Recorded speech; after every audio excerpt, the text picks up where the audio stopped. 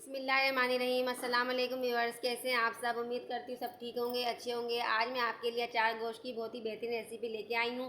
इसका जायका आप कभी नहीं भूलेंगे और इसकी तारीफ़ सब करेंगे इंशाल्लाह। अगर आपके घर में कोई दावत हो तो ये अचार गोश्त आप ज़रूर बनाएं, मेहमान खा के खुश हो जाएंगे। बड़े बड़े रेस्टोरेंट में इस रेसिपी को बनाया जाता है। अगर आपको मेरी रेसिपी अच्छी लगती है, पसंद आती है तो प्लीज़ चैनल सब्सक्राइब कीजिएगा, वीडियो ज़्यादा लाइक एंड शेयर किया करें फैमिली एंड फ्रेंड के साथ, और कमेंट करके ज़रूर बताया करें कि आप लोगों को रेसिपी कैसी लगी है। नहीं तो चलिए रेसिपी स्टार्ट करते हैं। तो देखिए फ्रेंड्स, आधा किलो मेरे पास बीफ का गोश्त है, जिसको मैंने अच्छी तरह धो के वॉश कर लिया है।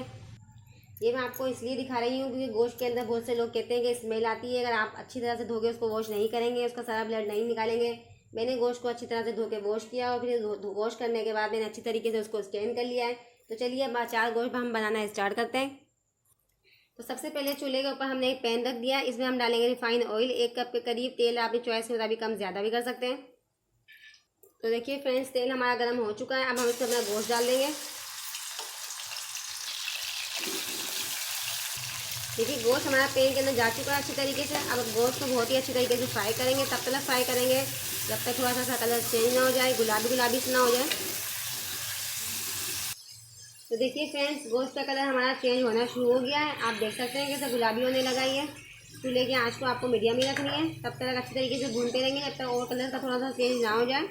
आप बीफ की जगह मटन भी ले सकते हैं, अचार गोश्त बनाने के लिए चिकन भी ले सकते हैं। देखिए कितने ज़बरदस्त हम अच्छी तरीके से इसको भून रहे हैं गोश्त को।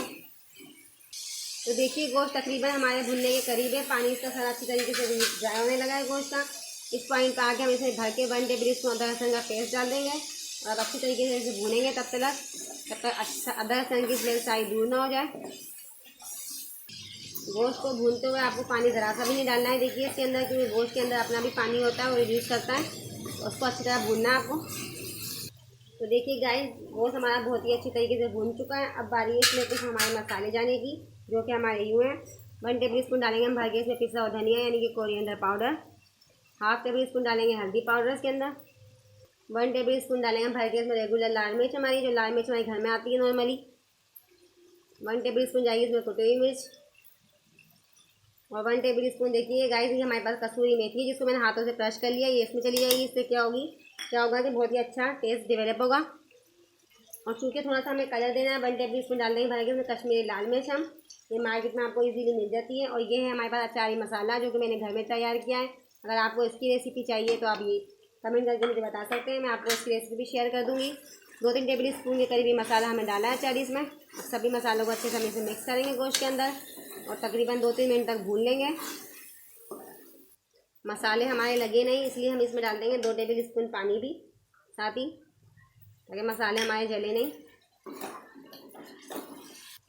तो देखिए फ्रेंड्स, मसाले के साथ बहुत ही अच्छी तरीके से गोश्त हमारा तकरीबन भुन चुका है। इस पॉइंट पर आके हम डाल लेंगे 1 टेबल स्पून साबुत धनिया क्रश किया हुआ। अब अच्छे से थोड़ा सा मिक्स कर लेंगे इसे भी। तो देखिए फ्रेंड्स, 3-4 मिनट हो चुके हैं मसालों के साथ गोश्त को भूनते हुए। कितना अच्छे तरीके से हमने गोश्त को भूना है। आप जितने अच्छे तरीके से गोश्त को भूनेंगे, रेसिपी भी आपकी उतनी अच्छी बनेगी। इस पॉइंट पर आके हम इसमें क्या करेंगे कि आधी प्याली देखिए मेरे पास दही है, जिसको मैंने अच्छी तरीके से बीट कर लिया है। हम ये ऐड कर देंगे इसमें। और आप दही डालते हुए चीज़ का ख्याल रखिएगा, जो कि मैं आपको हमेशा बताती हूँ कि चूल्हे को बंद रखिएगा, चूल्हे की आँच को थोड़ा लो रखिएगा।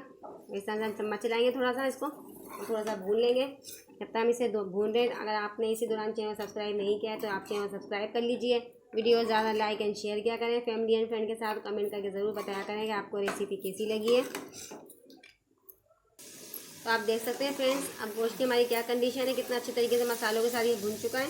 क्योंकि नमक हमने इसमें नहीं डाला था, तो अब हम आगे इसमें नमक डाल देंगे। नमक आप टेस्ट के अकॉर्डिंग ऐड कीजिएगा।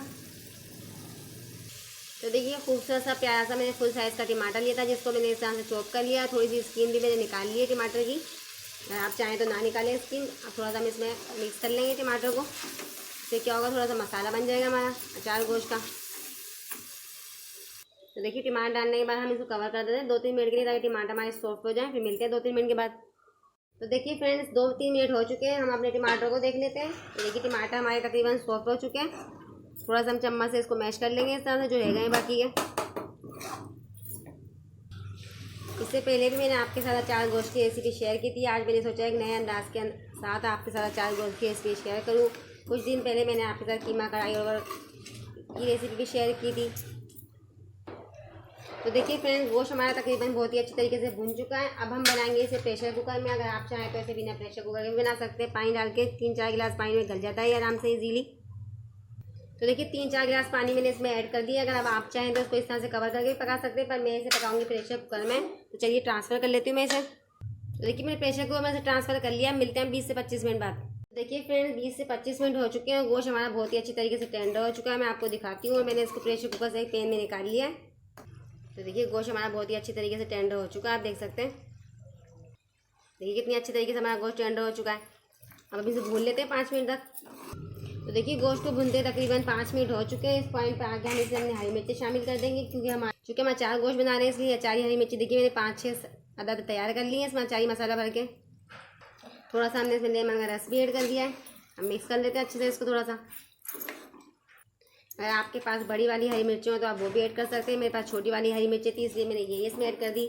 मिर्चों इतनी पता नहीं चलती इसके अंदर, इसी बेचारे गोश्त के अंदर ही देखिए, क्योंकि आप चाहें तो इसमें बड़ी भी डाल सकते हैं, छोटी भी डाल सकते हैं।